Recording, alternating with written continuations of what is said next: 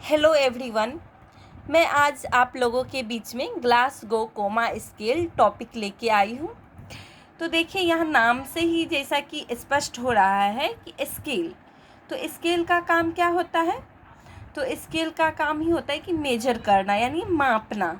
ठीक है, तो यहाँ पे देखिए, यहाँ पे क्या चीज़ मापा जाता है तो ये हम लोग देखते हैं। तो ये स्केल जो होता है इसका यूज किया जाता है कि पेशेंट के लेवल ऑफ कॉन्शियसनेस को डिटरमाइन करने में, यानी कि चेतना का स्तर। ठीक है, जो भी एएनएम साथी होंगे या मतलब एएनएम खासकर वो लोग हिंदी में बोली थी कि थोड़ा मैम हिंदी में बताइएगा। तो इसीलिए मैं आप लोगों को मतलब हिंदी तो लेके नहीं आ सकती, लेकिन मैं अपना भाषा यूज करूँगी ताकि आप लोग को कुछ प्रॉब्लम नहीं हो। ठीक है, और बाकी जो जीएनएम स्टूडेंट हैं, बीएससी नर्सिंग के हैं, तो उन लोगों को प्रॉब्लम तो नहीं होगी। ठीक है, तो इसका यूज किया जाता है पेशेंट के लेवल ऑफ कॉन्शियसनेस को डिटरमाइन करने में, उसको चेक करने में इस स्केल का यूज किया जाता है। ठीक है, आप देखिए ये जो स्केल होता है ग्लासगो कोमा स्केल, इसका फर्स्ट टाइम यूज किसने किया था? तो सबसे पहला जो यूज हुआ था 1974 में, ग्लासगो इंस्टीट्यूट था एक। ठीक है, उसी के ग्लासगो मतलब यूनिवर्सिटी का इंस्टीट्यूट था, उसी में न्यूरो सर्जरी के प्रोफेसर थे। तो ग्राहम टीएस्टेल और ब्रियान जे जेनेट, ये देखिए ब्रियान जे जेनेट और ग्राहम टीएस्टेल, तो इन लोगों के द्वारा क्या हुआ था, पब्लिश किया गया था सबसे फर्स्ट टाइम। ठीक है, तो इसीलिए इसका नाम रखा गया था ग्लासगो कोमा स्केल, क्योंकि ग्लासगो का यूनिवर्सिटी था, तो इसीलिए इसी यूनिवर्सिटी के ही नाम पे, इंस्टीट्यूट के नाम पे ग्लासगो कोमा स्केल नाम दिया गया। ठीक है, और ये जो यूज होता है तो चेतना का स्तर यानी कॉन्शियसनेस लेवल को चेक करने में किया जाता है। तो खासकर ये कोमा वाले पेशेंट में किया जाता है, या फिर जैसे कि किसी प्रकार का ब्रेन इंजरी है, तो उसका मतलब चेतना का स्तर, उसका कॉन्शियसनेस लेवल को देखने के लिए इसका यूज किया जाता है। तो इसलिए इसका नाम दे दिया गया है ग्लासगो कोमा स्केल। ठीक है, यह नाम से ही आप लोग को पता चल गया, और क्यों नाम दिया गया ये भी पता चल गया। ठीक है, आप देखिए ग्लासगो कोमा स्केल कैसे मेजर करते हैं। तो इसका एक ट्रिक है, ईवीएम, जैसे कि यहाँ हम लोग के यहाँ पे जैसे इलेक्शन होता है तो फिर हम लोग कहते हैं ईवीएम मशीन, तो उस तरीके से एक ट्रिक दी हूँ ताकि आप लोग को याद रहे।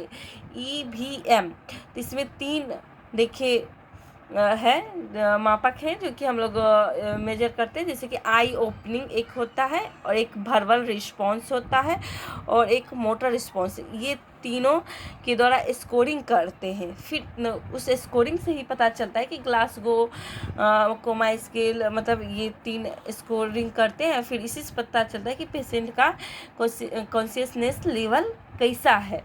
ठीक है, तो देखिए, और इसका स्कोरिंग क्या हो गया, ईवीएम। ठीक, 4 5 6 ऐसे करके याद रखिएगा। तो आई ओपनिंग का क्या हो गया स्कोर, ये 4 तक मैक्सिमम जाता है। ठीक है, और वर्बल रिस्पॉन्स का 5 तक, और मोटर रिस्पॉन्स का 6 तक। तो इसे याद रखना है।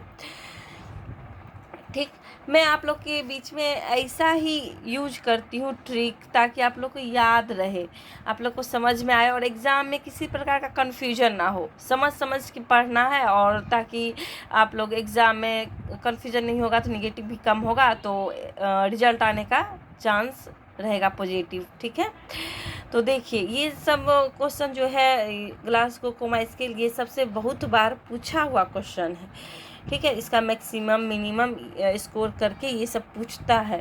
ठीक है, और इसमें देखिए, तो आई ओपनिंग हो गया। तो आई ओपनिंग में तो अगर पेशेंट जो है खुद अपना आँख बंद कर रहा है, खोल रहा है, तो उसको हम क्या स्कोर करेंगे, तो 4 देंगे। स्पॉन्टेनियस यानी स्वतः वो अपना आँख बंद करता है, खोलता है, तो उसको हम स्कोर देंगे 4। ठीक, अब देखिए 2 वर्बल कमांड। वर्बल कमांड का मतलब हुआ कि हम उसको जैसे आवाज़ लगाए, उसको आवाज़ दिए, तब जाके वो अपना आँख खोला, तो उसको क्या देंगे, स्कोर 3। ठीक, या अब देखिए फिर पेन, अगर पेशेंट को पेन हो रहा है, दर्द कर रहा है, तब जाके वो अपना आँख खोल रहा है पेन होने पर, तब उसको क्या स्कोरिंग करेंगे 2। और उसको देखिए पेन हो रहा हो या भरवल उसको कमांड कर रहे हैं, फिर भी मतलब वो अपना आँख ही नहीं खोल रहा है, नो रिस्पॉन्स, किसी प्रकार का कोई रिस्पॉन्स नहीं कर रहा है, जैसा है वैसा ही अपना है, तो उसको क्या स्कोरिंग करेंगे 1। ये हमारा हो गया आई ओपनिंग का। अब आगे देखिए भरवल रिस्पॉन्स। तो भरवल रिस्पॉन्स में क्या है, तो कोई भी पेशेंट है वो अच्छे से ओरिएंटेड टॉक कर रहा है, मतलब सब कुछ अच्छे से बातचीत जैसे नॉर्मल आदमी करते हैं, तो उसको 5 देंगे इसको। जो पूछ रहे हैं सही सही बता रहा है, ठीक है, तो उसको 5 देंगे स्कोर। अब देखिए सेकेंड हो गया डिसओरिएंटेड टॉक्स, ठीक है। तो डिसओरिएंटेड टॉक्स का मतलब हो गया कि वो बात कर रहा है लेकिन वो कहाँ है, मतलब कहाँ है, कौन है, मतलब थोड़ा वो अटपटा टाइप का बात कर रहा है, उसको खुद नहीं पता, उसको जानकारी खुद नहीं है, ठीक है, तो उसको क्या स्कोरिंग करेंगे, तो 4 देंगे, ठीक। अब एक ये देखिए इनएप्रोप्रिएट वर्ड, ठीक है, इनएप्रोप्रिएट वर्ड का कहने का मतलब हो गया, मतलब जैसे कुछ पूछा जा रहा है तो कुछ का कुछ अपना बोल रहा है, कुछ समझ में ही नहीं आ रहा है, तो यहाँ उसको स्कोर देंगे 3। अब देखिए इनकम्प्रीहेंसिव वर्ड। तो इनकम्प्रीहेंसिव वर्ड हो गया कि वो क्या बोल रहा है कुछ समझ में ही नहीं, वो अपना खुद का लैंग्वेज बोल रहा है, मतलब ऐसा लैंग्वेज जो कोई नहीं समझ सकता है, ठीक है, तो इनकम्प्रीहेंसिव वर्ड उसको बोलते हैं। तो ये हो गया 2। और 1 हो गया कि नो रिस्पॉन्स, किसी प्रकार कोई रिस्पॉन्स नहीं कर रहा है, तो उसको क्या स्कोर करेंगे 1। तो ये हमारा हो गया भरवल रिस्पॉन्स। अब आगे देखिए मोटर रिस्पॉन्स स्कोर, ठीक है। तो मोटर रिस्पॉन्स में हो जाता है कि अगर उसको हम ओबेज भरवल कमांड, यानी कि उसको कमांड कर रहे हैं, जैसे बोल दिए कि राइट पैर उठाइए, लेफ्ट पैर उठाइए, मतलब लेफ्ट हाथ उठाइए, तो वो अपना उस का अपना पालन कर रहा है, तो फिर उसको स्कोर क्या करेंगे, यानी कि उसका कंडीशन क्या है, कॉन्शियसनेस का लेवल क्या है, अच्छा है, तो उसको 6 करेंगे, ठीक है। अब देखिए और फिर या तो फिर जब उसको कोई दर्द हो रहा है तब वो अपना उठा रहा है लोकलाइज्ड पेन स्टिमुलाई, ठीक है, जिसमें उसको पेन हो रहा है वो जाके उसको रिस्पॉन्स कर रहा है, तो इसका स्कोर क्या करेंगे, तो 5 करेंगे, ठीक। अब आगे देखिए नॉर्मल फ्लेक्शन विथड्रॉल, जैसे कि किसी हाथ को उठाए तो फिर वो नॉर्मल मतलब विथड्रॉल थोड़ा आराम से वो रखा गया, मतलब नॉर्मल उसमें लचीलापन है, तो इसमें हो गया 4, ठीक है। और एबनॉर्मल फ्लेक्शन मतलब कि वो एबनॉर्मल, उसमें लचीलापन जो है नॉर्मल नहीं है, एबनॉर्मल टाइप का है, जैसे कि जैसा उठा दिए उसी तरह है, ठीक है, हाथ जैसे उठा दिए तो उसी तरह है, तो फिर इसमें क्या करेंगे 3 देंगे स्कोर। फिर एक है एक्सटेंसर रिस्पॉन्स, अगर उसको किस तरह के स्टिमुलस ये करते हैं या चूटी हल्का काटते हैं, तो फिर वो हल्का सा हाथ को जैसे ऐसे से हिलाना थोड़ा सा, ठीक, तो ये हो गया 2, ठीक। जैसे कोई मूवी सब में नहीं हल्का सा मतलब हाथ, कोई जैसे कोई हीरोइन आके रो दी, रोने के बाद उसकी हट के पास रोने के बाद उसका हीरो का उंगली हल्का हल्का ऐसे से हिलने लगता है, तो ये क्या हो गया 2 में आ गया कि कुछ हल्का रिस्पॉन्स किया, ठीक है। आप देखिए नो रिस्पॉन्स टू पेन, अगर किसी प्रकार का पेन भी है कोई रिस्पॉन्स नहीं करता है, तो इसका क्या हो गया 1 हो गया, ठीक है। तो इस तरह हम लोग का ईवीएम मशीन से याद रखिएगा, और 4 5 6, ठीक, टोटल कितना हो गया 4 5 9 6 15, ठीक, टोटल स्कोरिंग 15 हो गया, 15 हो गया।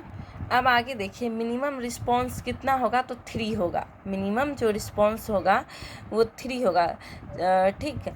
तो इसमें अगर सबसे कम 3 आ रहा है तो सीवियर, क्योंकि देखिए सब में एक एक मिनिमम 3 इसीलिए है क्योंकि सबसे लास्ट में कम रिस्पॉन्स करने पे कितना उसको स्कोर किए थे 1 1 1 किए थे ना, इधर देखिए, no response 1, no response 1, no response 2, pen to 1। सब में स्कोरिंग क्या किए, 1 1 किए, तो यानी ये 3, सबसे मिनिमम 3 हो गया, और सबसे मैक्सिमम स्कोर क्या हो जाएगा, तो 4 हो गया, 5 हो गया, 6 हो गया, यहाँ पे है ना, तो यानी 15 सबसे मैक्सिमम स्कोर हो जाएगा। तो ये एग्ज़ाम में भी पूछा जा चुका है कि ग्लासगो कोमा स्केल का सबसे मैक्सिमम स्कोरिंग क्या होगा, तो 15, और सबसे मिनिमम क्या होगा, 3। हमारा इधर क्या बताए, अगर मिनिमम 3 है तो यानी कि क्या है, सीवियर न्यूरोलॉजिकल इम्पेयरमेंट है, क्योंकि इसमें तो रिस्पॉन्स ही नहीं कर रहा है। तो ये इसमें क्या हो गया, डीप कोमा में है, या तो डेथ हो गया है, तब ना, या तो डेथ हो जाएगा तब रिस्पॉन्स नहीं करेगा, या फिर सॉरी, थोड़ा फैन के कारण से, था पंखा के कारण से ना पेज जोड़ने लगता है, इसलिए था प्रॉब्लम होता है। तो देखिए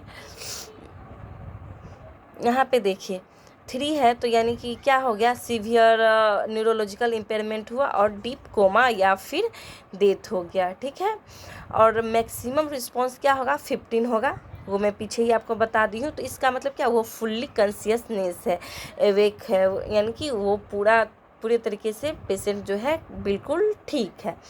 अब देखिए लेस देन 8, अगर जो स्कोर किए अगर 8 से कम है, तो इसमें क्या उसको बोलेंगे, तो सीवियर ब्रेन लीजन है, यानी कोमा में है पेशेंट, और उसको बार बार एसेस करना है, यानी चेक करते रहना है, लगातार पेशेंट को चेक करना है, क्योंकि यहाँ देखिए 3 में रहेगा तब ये डीप कोमा या तो डेथ में पेशेंट चला गया। अगर 8 से कम है तो फिर उसको मतलब वो सीवियर कंडीशन में है, तो कोमा हो गया, और उसको बार बार चेक करना है। आप देखिए 9 to 12 है, तो ये क्या हो गया, मॉडरेट हो गया, ठीक है। ये शो करेगा कि मॉडरेट ब्रेन लीजन, यानी कि ब्रेन में इंजरी जो है मॉडरेट है। और 13 to 15 है, तो ये माइल्ड हो गया, क्योंकि ये 15 तो मैक्सिमम होता है, और 13 से 15 के बीच में है, तो ये क्या शो करेगा कि माइल्ड कहने का मतलब माइनर ब्रेन इंजरी, मतलब हल्का फुल्का ब्रेन इंजरी है, तो ये फिर ठीक हो जाएगा, ठीक है। तो इस तरह हम लोग का ग्लासगो कोमा स्केल जो है कंप्लीट हो गया है। आप लोग इसी तरह मेरे वीडियो पे बने रहिएगा, और यूट्यूब को सब्सक्राइब कर लीजिएगा मेरे चैनल को, ताकि आप लोग के बीच इसी तरह मैं मतलब शॉर्ट नोट्स लाऊंगी, और अपने आसान भाषा में आप लोग को समझाऊंगी। और फिर ज़्यादा से ज़्यादा अपने फ्रेंड ग्रुप में शेयर कीजिएगा, ताकि उन लोगों को भी फ़ायदा मिल सके। Thank you. इसी तरह मेरे वीडियो पे आप लोग बने रहिएगा।